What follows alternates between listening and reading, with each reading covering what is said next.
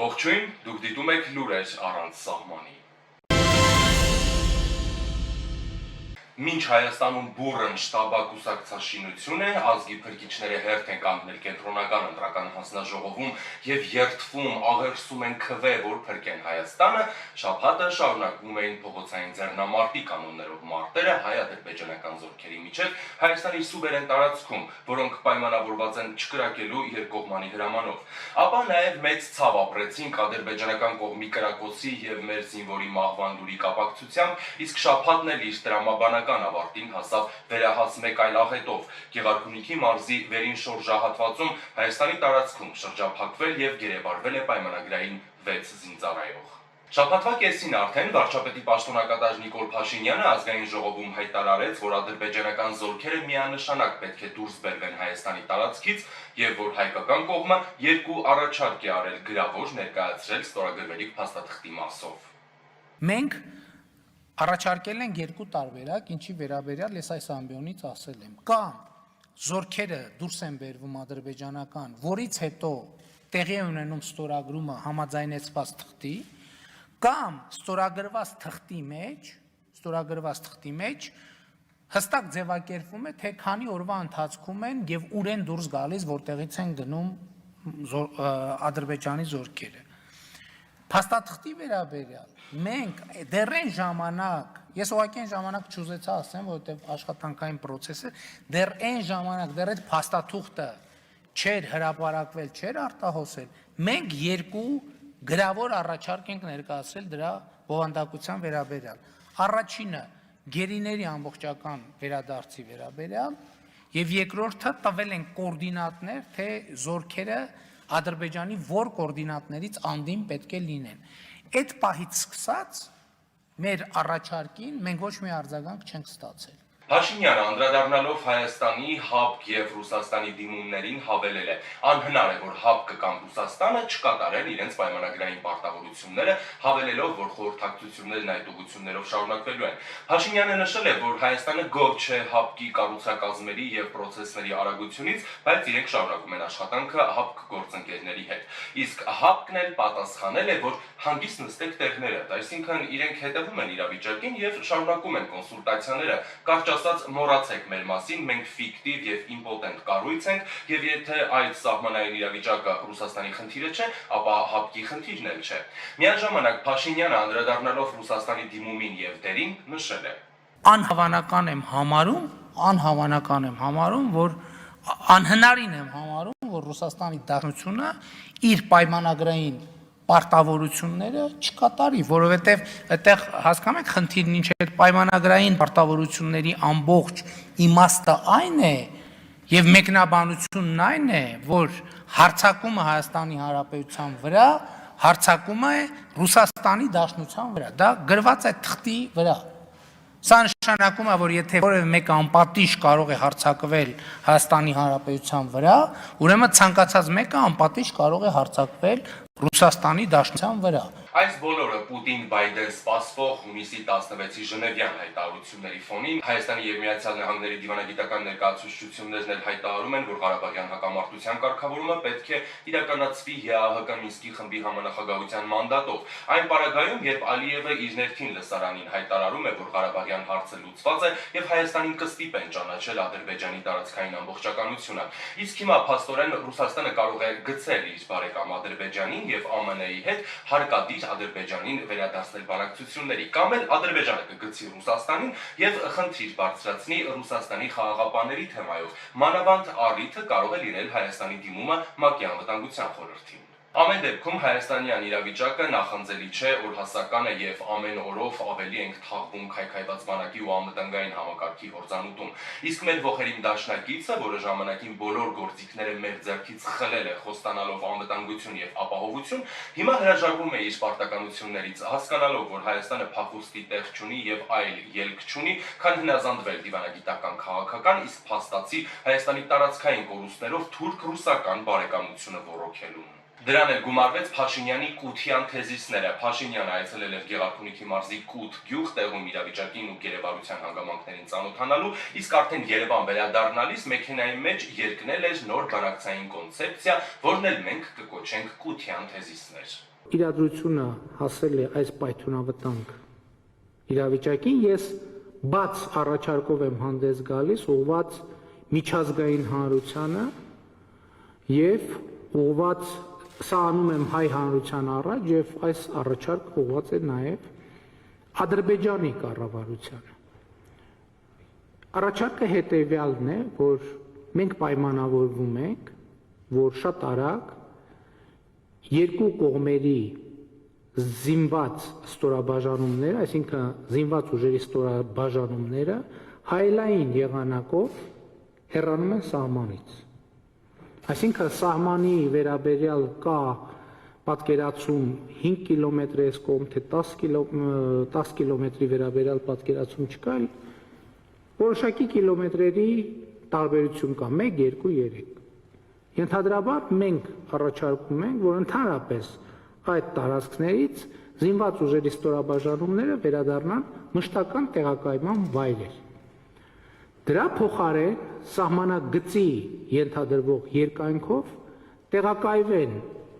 միջազգային դիտորդներ Ռուսաստանը կամ ԵԱՀԿ Մինսկի խմբի համանախագահությունը ներկայացնում։ Դիտորդների ներկայությունը այդ տարածաշրջանում անհրաժեշտ է, որպեսզի համոզված լինեն կողմերը, որ դիմացի կողմը պայմանավորվածությունը կատարում, այսինքն զորքեր չի մոտեցնում սահմանագծին,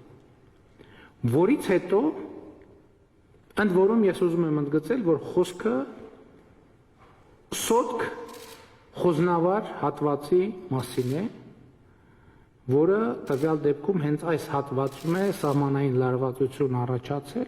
ես ուզում եմ ընդգծել, որ խոսքը Սոտք խոզնավար սահմանային հատվածի մասին է, որից հետո արդեն միջազգային էլի հովանու ներքո տեղի ունենա սահմանային կետերի ճշգրտման աշխատանք։ Տվյալ դեպքում էլի իմ պատկերացումն այն է, որ Ռուսաստանի կամ ԵԱՀԿ Մինսկի խումբը ներկայացնող դիտորդներ պետք է ներգրավված լինեն եւ այս գործընթացը պետք է տեղի ունենա Ռուսաստանի կամ ԵԱՀԿ Մինսկի խմբի համանախագահության գործունեության ներքո։ Սա է առաջարկը, էլի ուզում եմ կրկնել։ Սոտքից միջև Խոզնավար ընկած հատվածում բոլոր զինված ուժերի բոլոր ստորաբաժանումները դուրս են բերվում եւ Ադրբեջանի եւ Հայաստանի եւ տարվում են մշտական տեղակայման վայրեր։ Տեղակայվում են այդ հատվածում սահմանագծի երկայնքով դիտորդներ Ռուսաստանից կամ ԵԱՀԿ Մինսկի խմբի համանախագահությունից համոզվելու համար, որ կողմերը պայմանավորվածությունները իրականացնում են։ Հաջորդ փուլով սկսվում է սահմանային կետերի ճշգրտման աշխատանքը Սոտքից միջև Խոզնավար, Ռուսաստանի կամ ԵԱՀԿ Մինսկի խմբի համանախագահ երկրների ներկայացուցիչների աջակցությամբ։ Սա է իմ առաջարկած պլանը, որը եթե Ադրբեջանը իրոք խնդիր ունի սահմանային կետերի ճշգրտման հետ,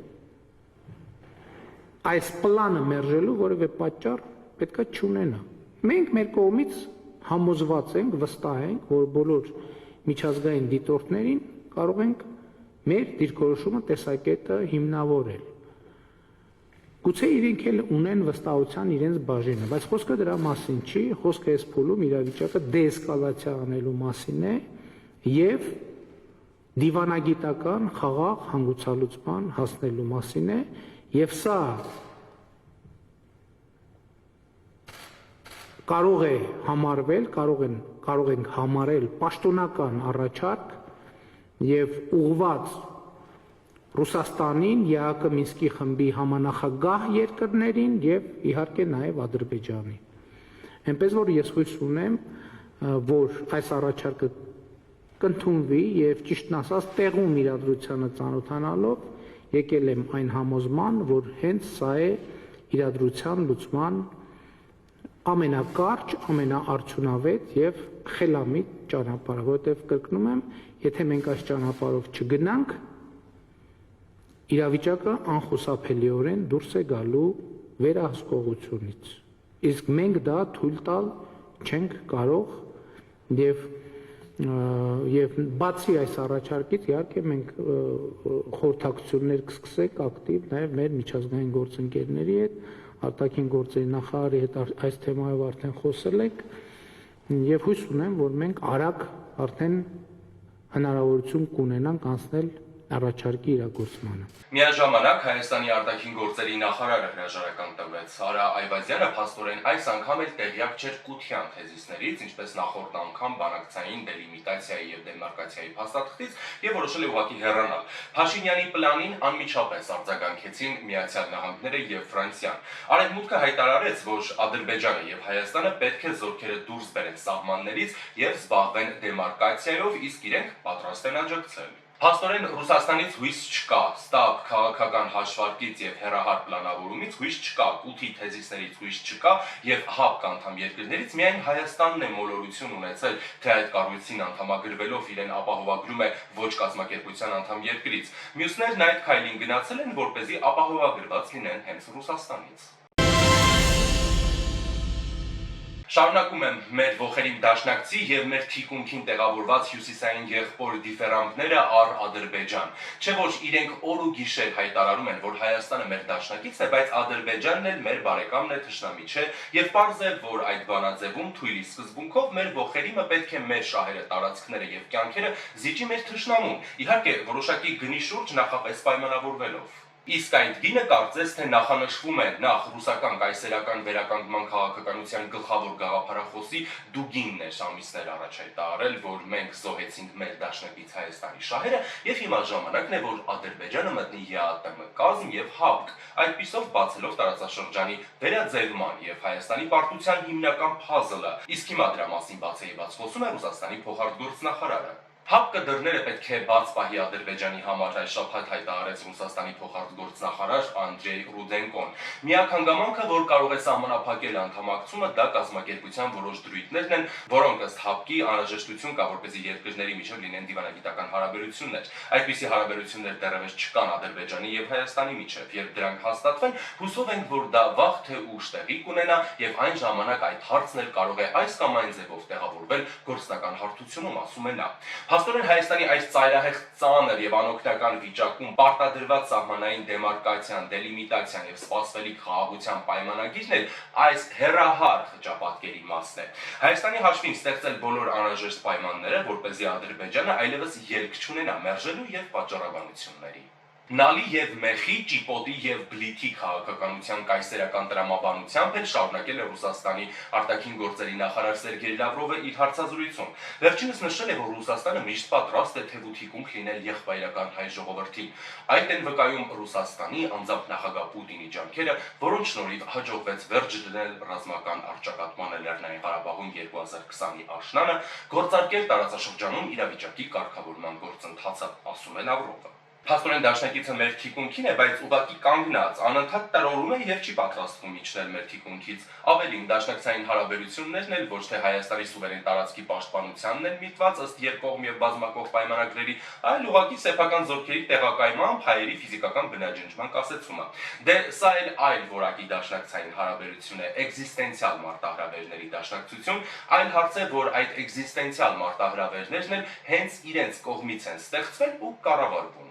Իսկ մինչև Ադրբեջանը սողացող պատերազմով արյունաքամ է անում Հայաստանի ժողովրդին եւ զինված ուժերը, մինչև մետր առ մետր խորանում է մեր սուվերեն սահմանը եւ մինչև ՀԱՊԿ-ը եւ Ռուսաստանը լուր են ինչպես սիրահարներ, ռուսական կողմի փոխվարչապետը խոսում է կոմունիկացիաների եւ տարածքների ապաշրջափակումից։ Այն էլ այնպիսի տոնով կարծես ոչինչ էլ չի եղել, սովորական աշխատանքային մթնոլորտ է, ինչ է եղել որ։ Ռուսաստանի փոխվարչապետ Ալեքսեյ Օվերչուկը հույս է հայտնել, որ Հարավային Կովկասում շուտով կբացվեն տրանսպորտային հաղորդակցությունները, ինչը նախատեսված է Արցախյան պատերազմի ավարտից հետո Ռուսաստանի, Հայաստանի եւ Ադրբեջանի եռակողմ հայտարարություններով։ Օվերչուկի խոսքով այժմ ավելի քան կարևոր է անել դա, որովհետեւ բացվում են ամբողջովին նոր հնարավորություններ ամբողջ տարածաշրջանի զարգացման համար եւ տնտեսական եւ տրանսպորտային ոլորտում։ Փոխվարչապետը հայտնել է, որ տարածաշրջանում տնտեսական տրանսպորտային հաղորդակցությունների ապաշրջափակման աշխատանքային խմբի շրջանակներում աշխատանքները մինչև այժմ բավականին կառուցողական են ընթացել։ Եվ մենք հուսով ենք, որ այն ողջախոհությունը, որ ցուցաբերել են աշխատանքային խմբի բոլոր անդամները, կգերակշռի եւ կհաջողվի ապաշրջափակում կատարել եւ հնարավորություններ ստեղծել Ադրբեջանի ու Հայաստանի եւ համապատասխանաբար նաեւ Ռուսաստանի եւ Հայաստանի միջև Ադրբեջանի տարածքով երկաթուղային ու ճանապարհային երթևեկության համար, նշում է նա։ Արդեն այս ամենից էլ պարզ է, որ Ռուսաստանին որպես Հայաստանի ֆորմալ եւ ողերիմ դաշնակից հուզում է միայն տրանսպորտային հանգույցների ապաշրջափակման եւ Ադրբեջանին տնտեսական թելերով կապելու ապագա յատամացման հարցը, որ Հայաստանի հանդեպ տարածքային եւ զինված ագրեսիան Ռուսաստանի իշխանությունների օրակարգում չէ եւ իրենք բավարարվում են միայն հերթապահ հեռախոսազանգերով ու հայտարարություններով։ Լևոն Տեր-Պետրոսյանը շարունակում է իր նախընտրական հրապարակախոսությունների շարքը, հնդածս անդրադառնալով անցյալի եւ ներկայի կարևորագույն հարցերին, որոնց ճակատագրական կամ անհատական որոշումների արդյունքում Հայաստանը եւ հայ ժողովուրդը հասել է այս վիճակին։ Տեր-Պետրոսյանն իրեն հատուկ ոճով շարունակում է քարը քարի վրա չթողնել իր քաղաքական հակառակորդներին եւ ընդդիմախոսներին։ Նիկոլ Փաշինյանը հենց իրենց նախկինների ստեղծածն է իրենց կրեատուրան 1997 թվականից ի վեր Հայաստանի բոլոր կուսակցությունները բացի ՀՀՇ-ից վիժեցնելով փոխզիջումային լուծման ամենանպաստավոր հնարավորությունը որդեգրեցին ստատուս քվոյի պահպանման եւ փոխզիջումների մերժման կործանարար ուղեգիծը։ Այն դարձավ Հայաստանի հաջորդ վարչախմբերի պետական մակարդակի բարձրացված քաղաքականություն, հասցնելով այն աղետին, ինչում նրանք այսօր մեղադրում են միայն Փաշինյանին, ասում է առաջին նախագահը։ Տեր-Պետրոսյանը հատկապես անդրադարձել է 1998 թվականի պալատական հեղաշրջմանը, դրա իդեոլոգներին, կազմակերպիչներին ու շահառուներին, հատկապես կարևորելով ու գովաբանելով Վազգեն Սարգսյանի դերն ու նշանակությունը, առաջին պատերազմի հաղթանակի, հետագայում Կարեն Դեմիրճյանի հետ դաշինքի եւ ճակատագրական որոշումների մասին, նշել է, որ ոչ մի թիզականները փաստացի Վազգենյան գաղափարախոսության կրողներն են եղել եւ որի սնապարծ ու դատարկ գաղափարաբանությունն է բերել այս վիճակին։ Այն է առաջին արյունով նվաճված հողը թղթով չեն հանձնում, այսինքն հանձնում են ավելի մեծ արյունով, ինչը տեղի ունեցավ, եւ բ. փոխզիջման կգնանք այն ժամանակ, երբ հարկադրված կլինենք, իսկ հարկադրված լուծումը ոչ այլ ինչ է, եթե ոչ կապիտուլյացիա, ինչը նույնպես իրականություն դարձավ։ Փաստորեն Տեր-Պետրոսյանը այս նախընտրական փուլում որոշել է վերջնականապես բացել բոլոր խաղաքարտերը, նախկին թնջուկներն ու թեմաները եւ պատմության քաղաքական պատասխանատվությունից անմասն չթողնել Հայաստանի քաղաքական համակարգի բոլոր հիմնական խաղացողներին ու նրանց արբանյակներին։ Վերջում էլ հավելել է, որ չնայած համատարած ապաթիային, կապիտուլյացիային եւ հուսալքությանը, հույսի շողեր կան, որ կդադարենք մեր պետությանը վերաբերվել որպես հայրենակցական միություն։ Պահանջատիրության մերժումը դարձել է նոր սերնդի տասնյակ հազարավոր ներկայացուցիչների հավատամքը։ Այս երևույթը անշուշտ ներկայիս մռայլ իրականության մեջ որոշ հույս եւ լավատեսություն է ներշնչում ապագայի հանդեպ, հավելել է Տեր-Պետրոսյանը։ Ռոբերտ Քոչարյանի Հայաստան դաշինքը շարունակում է գաղտագողի եւ միայն ընտրյալ ու ցենզուրայի ենթարկված լրատվամիջոցների համար ասուլիսներ կազմակերպել։ Քոչարյանը եւ իր կռակիցները անդրադարձել են ներքաղաքական բազմաթիվ հարցերի եւ իրենց ապակա դաշինքային քայլերին։ Ռոբերտ Քոչարյանը, որը գիշեր-ցերեկ խոսում եւ քարոզում է ռուսական գաղութային վարչախմբի վերադարձի, որ զոր ու գիշեր իրեն դիրքավորում է որպես Ռուսաստանի բացառիկ բարեկամ եւ Պուտինի անմնացորդ ընկեր, հիմա էլ փորձում է լվալ Ռուսաստանի եւ Պուտինի ձեռքերը Ղարաբաղյան պատերազմից ու Հայաստանի ներկայվիճակից։ Պատասխանելով Տեր-Պետրոսյանին, որ կոնֆլիկտի լուծման բանալիները Ռուսաստանի ձեռքում են, Քոչարյանը պնդում է, որ այդպիսի բան չկա եւ համանախագահողներն են կարեւոր ու առանցքային։ Ռոբերտ Քոչարյանի համոզմամբ սա այն հարցը չէ, որի լուծման բանալին կարող է լինել մեկտեղ, դա պարզունակ մեկնաբանություն է, ասում է Քոչարյանը։ Փաստորեն ալբանագիտության ռահվիրան, պապլավոկահեն կռիչն ու առյուծասպանը Տեր-Պետրոսյանին մեղադրում է պարզունակության մեջ, բայց ինքը իր խոսքով եւ գործով գիշեր-ցերեկ ռուսական նոր գաղութատիրություն է քարոզում, փորձելով շեղել պատասխանատվության վեկտորները Ռուսաստանի իշխանություններից Արցախի եւ Սյունիքյան անվտանգային հարցերում։ Քոչարյանը եւ իր երիտասարդ ու կամազուր կարբանյակները խոսել են նաեւ արտահերթ ընտրությունների կեղծման հնարավորությունից եւ իրենց հնարավոր գործողություններից։ Մենք չենք ասում, որ այսօրվա պաշտոնակատարը վարկանիշ չունի։ Մենք չենք ասում։ Բայց մենք նայենք վստահ ենք, որ 25-30% ունենալով խորհրդարանում հնարավոր չի վերընտրվել վարչապետ եւ ձևավորել կառավարություն, եթե քո հետ չլինեն այլ ուժեր, որոնք պատրաստ են քո հետ համագործակցել։ Սա էլ է փաստ։ Դեռ այդ ընտրությունների մասնակիցների ցանկում չի երևում որևէ քաղաքական ուժ, որը նույն դաշտից է, պատրաստ է դավաճանների հետ համագործակցել եւ որը կարող է անցնել խորհրդարան։ Այսօրվա վիճակով ենք մենք խոսում։ Հետևաբար բավական հստակ է իրավիճակը, որ նույնիսկ եթե այդ 30%-ը չհաջողվի մաշեցնել մինչև 15-20%-ը, այլ քաղաքական ուժը ի վիճակի չի լինելու ձևավորել կառավարություն եւ վերահսկողություն սահմանել գործադիր իշխանության վրա։ Սա ակնհայտ է։ Բայց ամեն ինչ անելու ենք, որ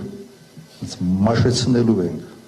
միջև քոք։ Փաստորեն Ռոբերտ եւ ընկերներ դաշինքը քոքն են ուզում տեսնել, պետության տապալման, կազմաքանդման, սեփականաշնորհման ու վաճառքի քոքը։ Փաստորեն չեն կշտացել եւ ուզում են միջև քոքը հասնել։ Դեռ չես իմանա ինչպիսի սեռական սուբլիմացիոն գործընթացներ են դաշինքում եւ ինչու է շեշտը դրվում հենց քոքի վրա։ Իր 10-ամյա պաշտոնավարումը 2008-ի ընտրություններին հաջորդած արյունալի մարտի 1-ով եզրափակած նախկին նախագահը խոստանում է հետընտրական զարգացումներ, եթե իշխանությունները կեղծեն ընտրությունները։ Եթե իշխանությունը փորձի կիրառել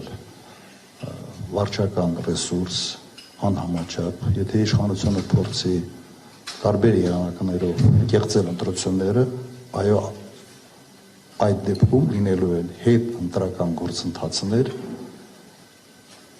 որոնք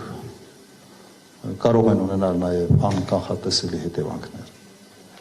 Ուրեմն այս վիճակում բոլորը պետք է դա գիտակցեն։ Չունի այս իշխանությունը բավարար ռեսուրս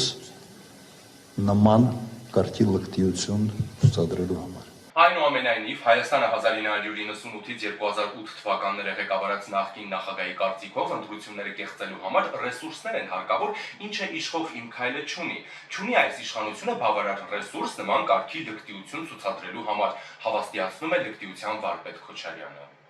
Այնուամենայնիվ, Հայաստան դաշինքում համոզված են, որ հնարավորություն ունեն առաջիկա ընտրություններում հաղթելու, թեև դաշինքի առաջնորդն ասում է, հնարավոր է Նիկոլ Փաշինյանը եւ նրա ղեկավարած կուսակցությունը դեռ ունեն մոտ 30% վարկանիշ։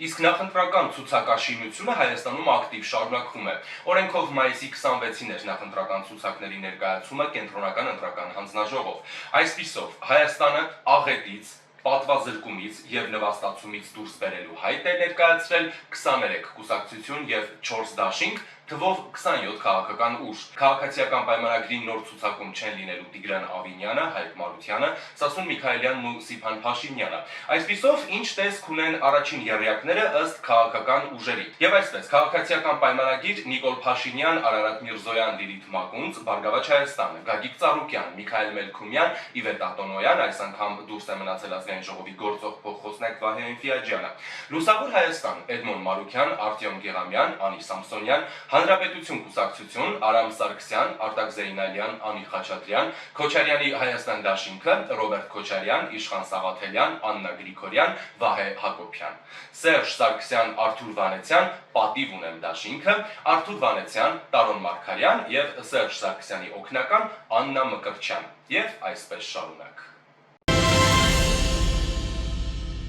Բելարուսական իշխանությունների փոքրիկ բռնապետ Լուկաշենկոյի կողմից ծայրահեղական կազմակերպություն ճանաչված լրատվամիջոցի նախկին ղեկավարը այս շաբաթ բերման է ենթարկվել օդանավից, որը Մինսկում արտակարգ վայրեջք է կատարել ականապատման ահազանգից հետո։ Բելարուսի եւ Լիտվայի սահմանը հատելուց րոպեներ առաջ Աթենքից Վիլնյուս մեկնող օդանավը կտրուկ շրջադարձ է կատարել եւ բելարուսական կործանիչների ուղեկցությամբ վայրեջք կատարել Մինսկի օդանավակայանում։ Ռոման Պրոտասևիչին ձերբակալելու համար երկրի ղեկավարությունը կիրառեց աննախադեպ միջոց Աթենք Վիլնյուս չվերթը իրականացնող Ryanair ընկերության օդանավին ստիպելով վայրեջք կատարել Մինսկում օդ բարձրացրեց կործանիչներ։ Սա Բելարուսում լրագրողների հանդեպ անօրինական գործողությունների առաջին դեպքը չէ։ Այդ երկրում մեծ շատ գործընկերներ տարիներ շարունակ, հատկապես 2020 թվականի նախագահական խնդրահարույց ընտրություններից հետո ենթարկվում են հետապնդումների։ Այդ փաստացի օդահենային գործողություններին Եվրամիությունը կայծակնային արձագանք տվեց,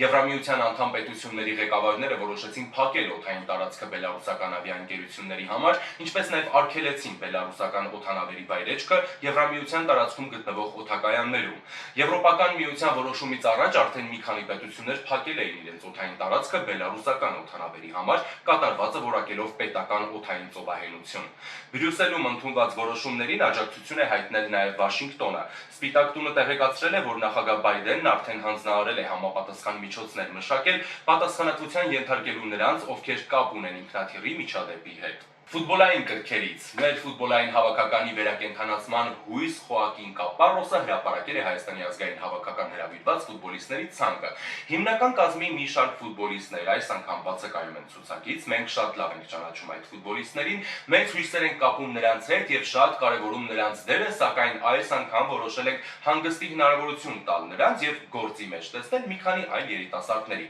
Կարծում եմ սրանից ավելի լավ հնարավորություն չի կարող լինել նրանց համար, ցանկանում ենք ստուգել նրանց կարողությունները Խորվաթիայի եւ Շվեդիայի կարգի հզոր հավաքականների դեմ խաղերում, ասել է Կապարոսը։ Մխիթարյանը հայկական ֆուտբոլի գերաստղը չի հրավիրվել։ Սոցիալական ցանցերի հայկական տիրույթում անմիջապես ողբ ու կական սկսվեց եւ սահմանադրագետները, քաղաքագետները եւ դեմարկացիայի մասնագետները դարձան մարզիչներ։ Հենրիխ Մխիթարյանն էլ Twitter-յան գրառմամբ անհամոզիչ որակեց իրեն ազգային հավաքականի առաջիկա միջազգային խաղերին չհրավիրելու հիմնավորումները, բայց այնուամենայնիվ առաջիկա խաղում հաջողություն մաղթեց իր թիմակիցներին։ Ստացվում է, որ մեր սիրելի իսպանացի կախարդը շարունակում է Հայաստանի հավաքականում իր էքսպերիմենտները։ Հաշվի առնելով մարզչի աշխատանքի արդյունքները, ինքը իրավունք ունի նման էքսպերիմենտների եւ արժե ձեռնպահ մնալ իր հասցեին խիստ քննադատություններից ու պարզապես հաջողություն մաղթել մեր թիմին ու մարզչին։